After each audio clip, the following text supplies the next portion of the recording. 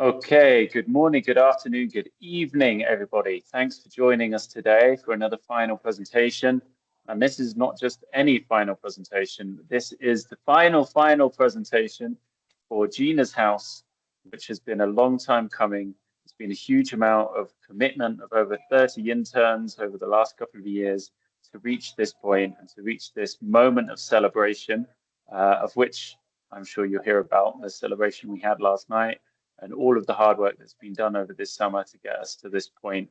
Really great to have all of you here. So I'm going to pass over to the team that has made all of this possible to share the work that they've been doing. Over to you guys. Thanks, Joshua. Thank you, Joshua. Can you hear me well? Yeah, mic is working. You have a manifesto. Okay, perfect. So, welcome to this presentation of Gina's House. Here during the presentation, we're going to give you a little bit of background about the project, the history of the house, and then what was the different processes of construction we went through with the whole team. There were several persons, as Joshua said, that help with this project. And after all the furniture and decoration that has been made by our team, a final review and the future steps that has to be done in this house. So to start, here is the team. So we have Ashley, Farial, Enrique, Marius, Gwen, myself, Kinga, Chloe, and Felix.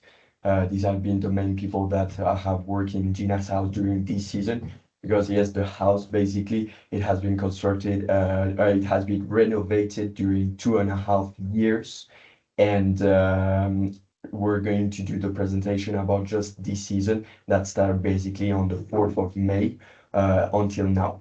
So for a bit of background, here is Gina in the middle. We can see that is the owner of the house with Flor, her mother, and her daughter just there, Maite. Um, for a bit of context, Gina has 7 other siblings that are all economic migrants. For example, Gina went to the USA this year, last year, if I don't mess up, and then she came back to Ecuador, excuse me. And so they had basically a house that they owned that was a very old house that is made of a technique that is called tapial. Basically, is an original technique that people from basically in Ecuador you have 4 regions, and the one we're in is the mountains, and I have a typical technique that is called tapial. It's very thick walls and made of wood, of dirt, the house, dirt, straw, and horse poop. Yeah, I know it's not very seductive, but that's a reality. And we had the chance to do it ourselves. You will see later on in the presentation. So this house was built on ring and it needed a fresh renovation. So it renovated the inside, but mainly the kitchen, as you will see during the presentation. And yes, data 25 more or less between 20 and 30 interns worked on this project. So I am going to cover the work that Ashley did. She did the first 4 weeks of the season, so she arrived on the 4th of May. And as you can see when she arrived, Gina's kitchen, which has been like a main focus of the renovation, was kind of very much half finished. So at the start of the renovation, the kitchen did not exist at all. There was just a kind of outside cooking area. And yeah, creating a proper kind of serviced kitchen was one of the main focuses, I think. So yeah, so here you can see it at the start in May. And the first thing that Ashley did was working on the beams and columns. She did that with Gina herself, who is like super involved throughout the project, and also with Angel, who you can see in the third photo there. So Ashley did work both like designing and making the columns. They're made with local eucalyptus wood found from super nearby, and they are done entirely with hand tools, as you can see in the second photo there, and also the bandsaw. She also did a concrete footer for the columns to kind of mark out the floor, which is the final photo there. So the other thing she worked on was getting the concrete kind of base for the floor ready. That involved moving quite a lot of plumbing underneath, as you can see in the middle. It also involved working on the little boundary on that last photo with the porch. There used to be some kind of stone steps there, but now they worked it so there's a kind of slight just level change. After that, they spent a whole day mixing the concrete and poured it all in. Yeah, so another thing that she did was working on the outside wall for Gina's kitchen. And that wall is kind of unique because it's meant to showcase several different Adobe building techniques. So the one that you can see in close up is Adobe bricks from nearby, which are very of the three techniques. Oh yeah. Of the three techniques, very, very easy, very, very quick, a little bit more expensive than the others. Next to it, in that first photo, you can see just large Adobe blocks, which is much cheaper, if a little bit slower. The Adobe obviously has to be prepared, has to be mixed, and then it has to be left for 8 days to kind of cure before it can be applied. And finally, you've got in the far right photo there, there's a kind of stucco wall kind of finish, I guess. The last thing that Ashley did was she was involved in the start, at least, of the tapia wall process. So that's the front wall of Gina's kitchen. She she first had to obviously sketch it out and try and figure out how much volume was going to be required of a tapial of Adobe. And then they use this process where they have these two, what would you call it, like a guide, Guiding walls, boards, yeah. which you then you put the Adobe in layer by layer, and then you stamp it in. You apply a lot of pressure, and it kind of sets. And I think that was what they were working on at the time that Ashley left. So then second group arrived. So it was Farial, Gwen, Marius, and Enrique that worked on it. So the previous wall that Felix just showed you, this one on the left, they also contributed on it. Gwen, she designed this kitchen, give a SketchUp. She started the design, and just underneath, we just received, sorry for the disorder there, but it was a picture from Fresh this morning after the party. And so here you can see the kitchen that is starting. Basically, a carpenter came and built this kitchen. So we have this part till now, and here you have the fireplace, etc. But you have this extension that didn't came yet, and here a table that we've been building, and also Marius, one of the guys, started to build. With the design of the kitchen, Gwen encountered some problems, let's say, challenges. So as the fridge height, the stove width also is just there. And also the backlash that we discussed a lot with, basically we had a mentor, Maite, that helped us also to think about the backsplash, because here you have a window, so we're still thinking how to put a backsplash there. Is an ongoing process, but yeah, when also try to figure out a solution for this. And then another main part of their work was about the exterior walls that started Ashley. As said, Felix basically is different techniques, and yeah, I won't add anything else.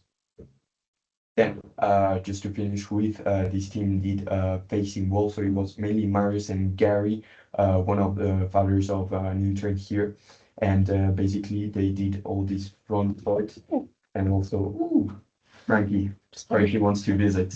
And also they installed the tiles. So as we said before, well, here are the tiles. Basically, it was only cement that was placed there, and they placed all the tiles and started the painting, the natural painting that is super interested. At the end of the presentation, we'll have questions, so don't hesitate. Like, it's very curious how they made it. So in the final steps of the construction, we did the skirting boards, Not sure if you can see it well. Talk super loud. But yeah, you can see Oscar installing the skirting board. Sorry. It was terrible. It was 9 p.m. We did this by adding a layer of concrete to the wall, and then once it dried, it hardened, and this allowed us to drill into the concrete and put screws through the wood into the concrete to keep it all together. We also we finished off the painting in the kitchen. In the end, I believe we had about 4 layers. Yeah. 4 layers of the white paints. And like this paint, we made it ourselves. It was made with natural ingredients. I believe it was aloe vera, milk, Yeah. glue, and lime. Yep. No, there it is. Nailed it. Yeah. But yeah, so I think we did about 2 coats of painting, and previous interns did another 2 as well. We also added like additional storage space in the kitchen. It's quite hard to see, but it's just like a above head rack of planks, like wooden planks. And this could be quite convenient for just even storing pots and pans or kitchen ingredients or things like that. And lastly, we had a previous kitchen door which we restored. So the previous one was a bit too short for our door frame, so we added on an additional plank. You can see it there. Just we attached it with little brackets, and we just we sanded the door, we painted it. So it was a whole process. The doors are not installed yet, but hopefully hopefully soon. And yeah, for the exterior, we added another layer of adobe, and this was a fine layer, as you can see in the top left picture, to one of the back walls. And this just gives it a smooth coating, and it's more just for the aesthetics of the house. We also spent about 5 solid days creating our stone wall. In the top right picture, this was brutal to say the least. But yeah, basically we had just individual rocks and just using like cement. We had it was kind of like what do you call it? Tetris. Tetris, yeah. We had to make the stones fit. It was a hard process, but now I think that's not the final version of the wall, but it's cleaned up now and it looks Crazy good. Looks fantastic. Sir. What else? Yeah, so we added steps to the front of the kitchen in the bottom left picture. You can see that there. Yeah, it was just we realized there was a very high gap and needed some steps. And when we were doing that, we added a small garden as well, just for some decoration. It looks a bit better now. That was at mid-construction, but yeah, I think we're planning to plant some flowers or herbs or something just to add a bit of greenery to the house. More pictures. And yeah, that's just more pictures of the exterior. You can see you can see the stone wall, the dried adobe in the bottom picture. So that was like the final wall. And then we also the picture above it, we had to straighten out one of the adobe walls. We realized there was a gap in the door frame, and we had to fill it and yeah, just straighten it out. Oh, sorry. Nope, that's it.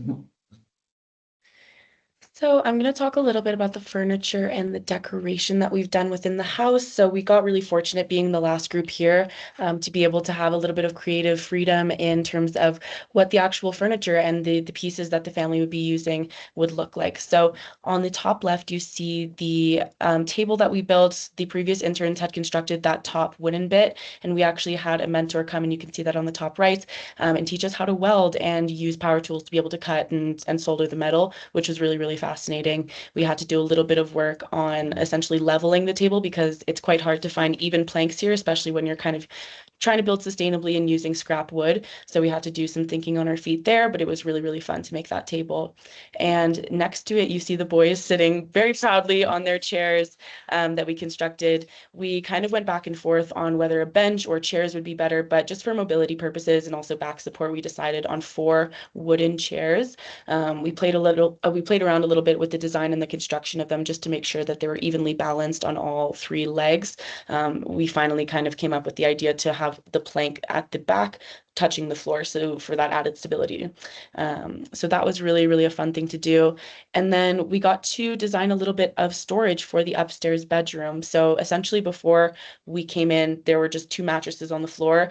And although it was okay for sleeping, it wasn't necessarily livable. And so we wanted to come up with a few ways to make it feel a bit more homey and, you know, a place where you could unpack your suitcase and genuinely enjoy your time. So on the bottom left, you see kind of looks like nothing, but we essentially whittled that rod and turned it into almost a curtain rod or a clothing rod and tied it to the ceiling so that you can put hangers and hang any jackets, coats, sweaters, dresses, anything like that that might want to be off of the floor. And then we also came up with a really clever design to complement this stacked and tiered wall on the bottom right. Kudos to the boys for that. They came up with that sketch and I really, really love it. It's essentially a plank tabletop with 4 storage units below for socks or anything. Sorry, cat wants to be a part of the presentation.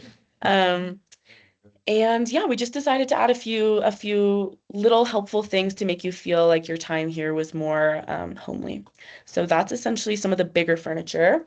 And then on the next page, we have some of the more minute things that I tried to spearhead. So my goal was really to make the outside kind of come within. So we had fun foraging for a few dried plants. We have kind of cattails. We have dried flowers, some in the kitchen. They all smell good as well, which is really nice. So some aromatherapy there. And then as you can see, Gina, I can't take credit for this, but Gina had come up with this great idea to cut, I guess those are 4-liter jugs and use them as plant pots because they're quite expensive here. And I thought that was a really, really clever way to be able to make drainage holes. And we've essentially filled the house with as many plants as we can within those recycled containers. So that's a lovely element as well to bring some life to the house. On the bottom left, you can see our little gallery table. So as my friends mentioned, the house is very old. I believe it was 100 years old. The house was 100-something years old, so believe there were a lot of artifacts to be found, and it was quite fun. I kind of felt like a paleontologist looking through the dirt, finding all these old screws and different like hammer heads and different things that they used to construct the original house that just got buried under the rubble. So that was really fun. So you can see in the top right, that little coffee table there has a glass top, and we decided to make it sort of an exhibit and an ode to the original home and kind of pay homage to the house that was there before as well. So you can see that. And then you guys already saw that photo, but that was the team's decision. We spoke to Gina and she said it would be really, really nice to have a photo with her daughter and her mother because the 3 generations of women who have all been so helpful in constructing the house, it's incredible. Really, I wanted to infuse a little bit of them into the home as well. So we got that shot done by our photographer, Samir, and I think it turned out a really nice personal touch. And lastly, we kind of have our final review. Unfortunately, it's sad. It's sad to say that we're doing our final review, but we've learned a lot while we've been here. Our first day, I remember arriving in Ecuador from the big city, and I was handed a pair of wellies, like rain boots, and was told to go step in this big pile of mud and mix it all together.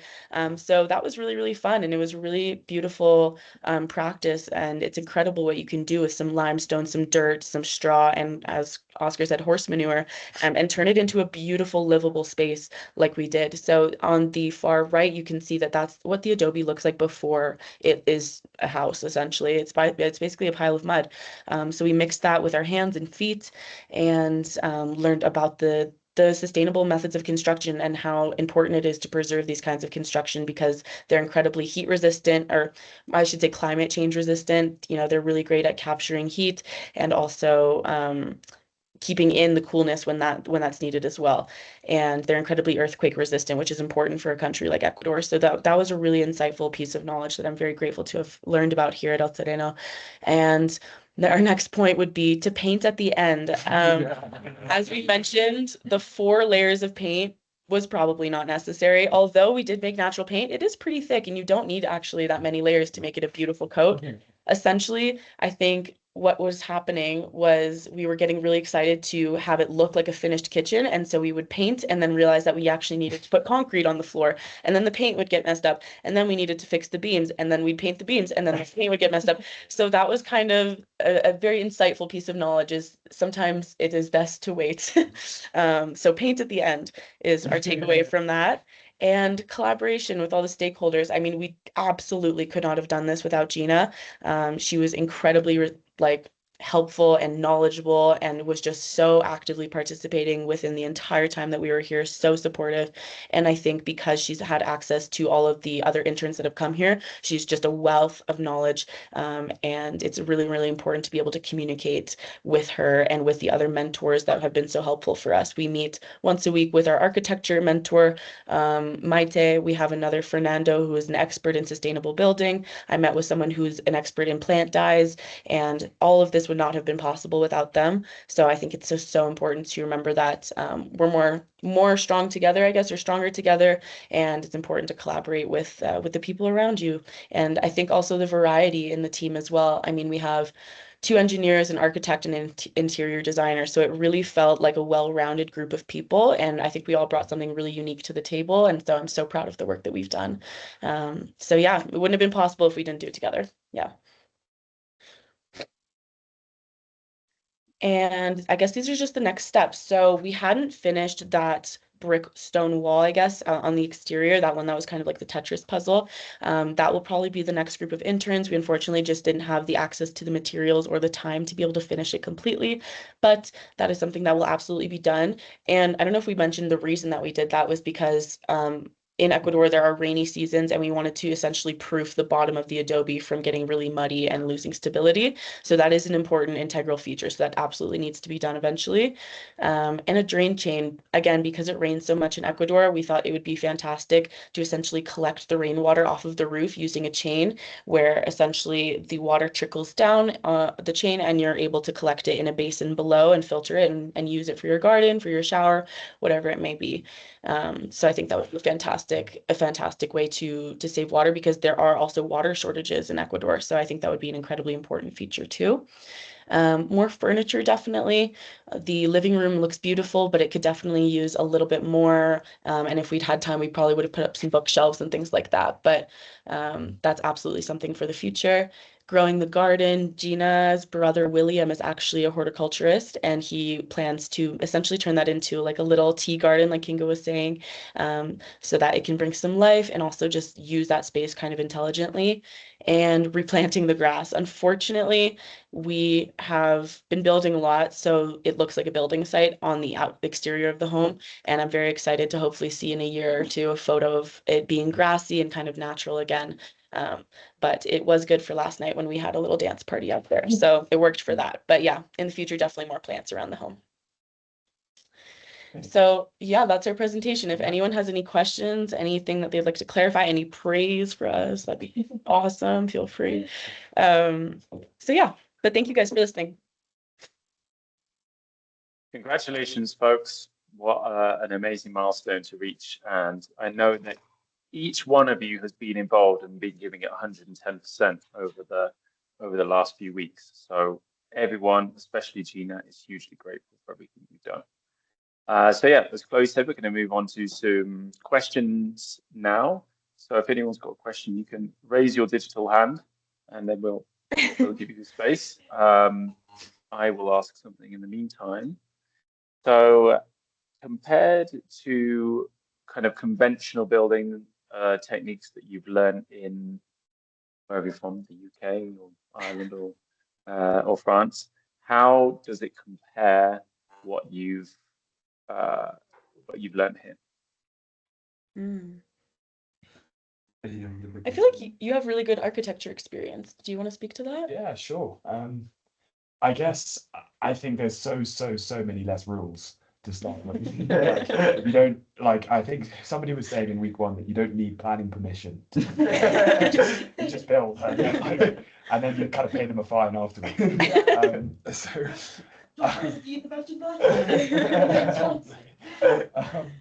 Yeah, so I think a lot less rules, a lot more kind of local knowledge. Like at the party last night, people were coming around and being like, "How is this done? How, long do you have to leave the Adobe for?" And yeah, I think that kind of knowledge transfer is a lot less like professionally and more like between communities. So that's super cool to see. And I guess it's like another benefit of what we've done is it's kind of acts as an example. Sorry, I'm losing my voice. Just cough. It's okay. Just cough. Do it. Yes, no, it's great. That's fine. Yeah, yeah. Um, yeah, so it's a lot more ad hoc, and it's a lot more kind of, and I mean Gina obviously has half built her own house, so it's a lot more kind of you don't hire out as many people because obviously most people can't afford to. So I think if you want to build something here, it's a lot about like gathering those skills yourself, basically.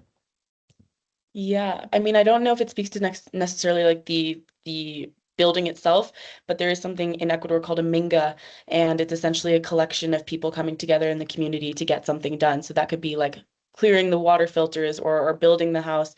And I think that that's something that we kind of have lost in my westernized culture is it's sort of an every man for himself sort of situation. And you wouldn't necessarily help thy neighbor or come into the community and spend your whole day so that his family could have a home. And here it really feels like they want each other to succeed, and that is infused into their culture, which is so beautiful to see. Yeah, and was very evident in the building for sure. And sorry, just to add to that, as a material, I think the earth is a lot more sustainable than say using concrete.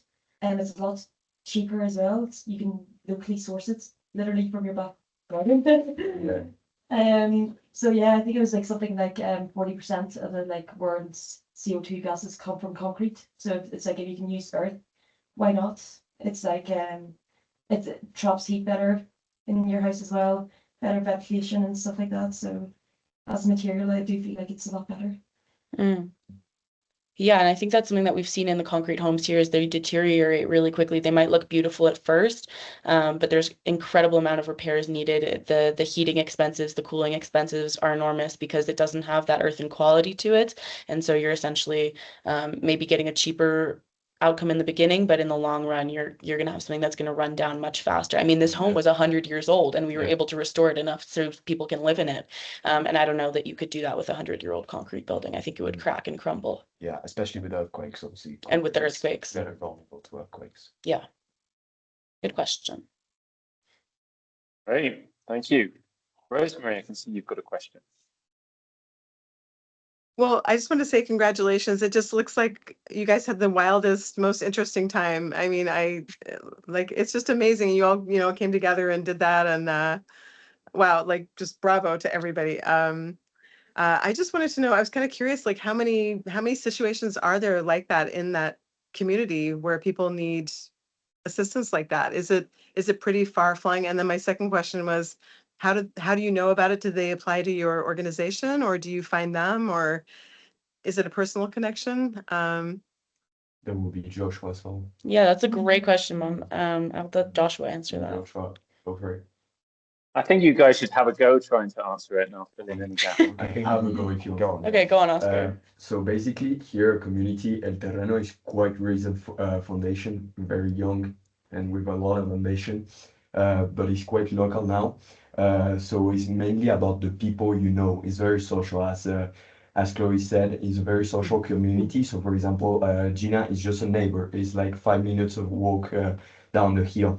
And basically, I think that the project started like this is just by talking, exchanging, and just by meeting, you say, I have a house. And a lot of people here, from what I understood, they want to do things when they see it. For example, the idea of the Casa de Gina is not only renovating the house, but also showing to other people that actually this old house has a lot of potential, it has value. Because problem here is that people want to modernize their house, which is absolutely normal, but sometimes it's too cold. Yes, the thermal insulation is not great.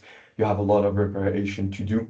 And this old house has a lot of potential. If you renovate it, make it nice, beautiful, it can maybe give people the willingness to live there. And so that's basically the idea. And when they see, they want. So I think that's I don't know if I answered your question, but I think because of this house, other people will be interested, and maybe other renovation will start. But yes, few people like this. There's no exact context. It's more social project. That's nice. Thank you. It's kind of more old school, like, off the grid, which is what we probably all need more of anyway. So Yes. that's, yeah, I don't know. Yeah, Thanks. great. And just to add to that, yeah, we've been running now for 5 years. We don't get any international cooperation funding or anything like that at the moment. So, how do we finance building someone's home? Because, and how can you justify doing that to one family? It's a big question. And the way that we've looked at doing it is that the work that these guys have done, they built a really beautiful place. And as Oscar said, it's just a few minutes walk from where we are, so we can now rent it out. So it's not so much a home for the family to live in, it's a home that the family can rent out, and they can bring in some finance as a result of that, which is really important because Gina herself migrated to the United States without documentation a few years ago, and she's recently come back, and she doesn't have a job, But actually what's come out of this is not only does she have a place that can now be rent out and bring in some income to the family, she's also learned the techniques. So for future interns who are coming, who want to learn these skills, I'm going to be turning to her and asking her if she can teach them how to do this. So it's creating employment opportunities as well. And again, as Oscar just said, I went to the south of Ecuador to a place where there's an architecture firm that's been doing a lot of earth construction and remembering and rescuing some of the traditional techniques. And I was like, how have you got so many clients? How is this working? And they're like, we just had to show them the first one. Wow. And this is exactly why we decided to do last night. Maybe you guys can explain a little bit more about the party that you organized, what it represents. And it would also be great if you could share what the reaction of the people were who could see the house when you showed them around. I can give it a go. Someone wants. Okay. So basically, the party is not just for fun. We're also working on presenting the house to everyone. It was 100 people more or less, with the family of Gina and other people from the city and thing. And we just gave them a tour to see, okay, how we renovate the house. And most of the people, myself, Felix, and Joshua did it. And I was like so astonished how people were curious, and by seeing like how they were like into it. Like there was, or everybody was saying, "Oh, I didn't imagine this was possible. This house looks so nice. I want to do the same in mine and stuff." And yeah, that's what we came for. And the party basically, yeah, is to celebrate several things. The mom of Gina, Flor, is her birthday Monday, so we celebrate also for that, for the house, and to show to other people to have fun also. Yeah, it definitely felt like the questions that they were asking weren't just out of curiosity, it was it was genuinely like as if they might be planning to kind of do the same thing themselves. Yeah. And I like that we showed them really what is possible, because I think even when I told people that I was going to be building homes in Ecuador and then I showed them what it actually looked like, they were quite shocked at how beautiful the space it was and how livable it really seems. So I do think that was a really important aspect, to have people come and touch and feel and sit in the home and see how comfortable it really can be to build with these construction materials. You're not sacrificing your comfort or your modernity to be able to live in a house that also respects the earth and uses these traditional techniques. You're actually, in fact, I think, enhancing your quality of life and the environment around you as well. So I think it was important for people to be able to see that for themselves and to feel that truly. Yeah. And on top of that, not just the physical fabric, but also the cultural fabric of the region. We just mentioned the party, which is called Wasi Pichai. So traditionally, when you build a house, you would have a party and you bring people together and you'd have that celebration. And it really had that feeling last night of the celebrating the soul of the home which has been built. And also mentioning the Minga, because previously all the houses used to be built by extended family coming together. And in the more individualistic economy which is developing, these traditions are getting lost. But it really felt like both with the work that these guys have done, essentially in Minga and bringing family to be involved and celebrating, that it's helping to weave these connections together again, both with the local people, but also to, people from around the world who, you very rarely get an opportunity to build in that kind of way with that level of collaboration. And as Felix says, without so much bureaucracy in the way, you can be very creative, and you can bring lots of ideas to these kinds of projects. And I love the creativity that this group brought. Okay, any other questions?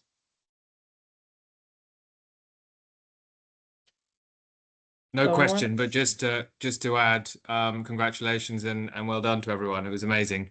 I missed the beginning of the presentation, I think, but caught most of it. Great job. Thank you. We'll make Felix tell you the first part. Make him redo it for you. Exactly. This video will be going on our YouTube channel, so we'll definitely be sharing it out. And if you want to catch the beginning, you can. Really? Great. I'll leave you guys with one more question before we check out then. So for any future interns who might be coming, what attitude and what approach is needed to get the most out of your experience? Maybe our project manager should answer. What was the question? Oh, what attitude and what approach is like best for getting stuff done, basically? I think I should talk. I would say a big challenge that we find during these weeks is basically we have economical restraints, obviously, and we had Gina that has a certain budget, but we don't really know what is the limit of the budget. And to be clear about what we're buying and things, it was a crazy challenge. With this team, I didn't have much problem. With the previous one, each day was a challenge to say, this was lacking for the painting. No, now it's the glue. Now is cow whatsoever. And there was always something lacking. So planification of the material, I would say like that's important, but that's technical stuff. But planification of the material is super important, and figure out with Gina if you can like buy yourself, like tell her before, but buy it yourself. And more in a point of motivation or how should you do, I don't know, the mindset.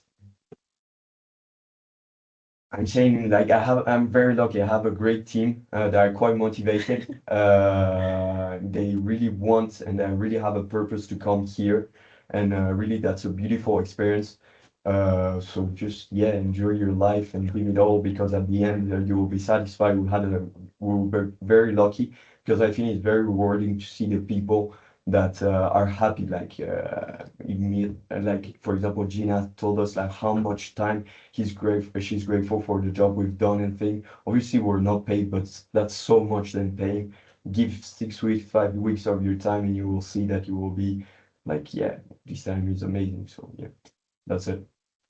All I have to say. Give it all. Very well said. Very Do you well take said. moms? We do. We take families as well. That's true. Good to know.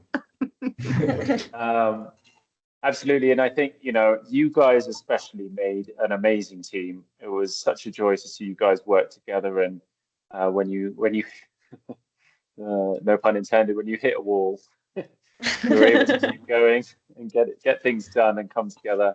And I think you guys really deserve to be here at the end and to be able to celebrate with the family. It was an amazing way to end this project. So thank you so much for all of your hard work. Thank you, Joshua. Thank you, Joshua. Thank you for making it possible. All right, I think we'll leave it there. Thank you so much, guys, for putting together this presentation and sharing it today. And if anyone would like to learn more information, you can come to our website at www.elterrenoecuador.com. Wish you guys all the best, safe onward journey to wherever you may go, and I look forward to hearing about your reunion at some point in the future. Thank you. Thank you. Bye. Well done, guys. Thank you. Thank Thank you. you. Bye. Bye. Bye. Oh, jeez.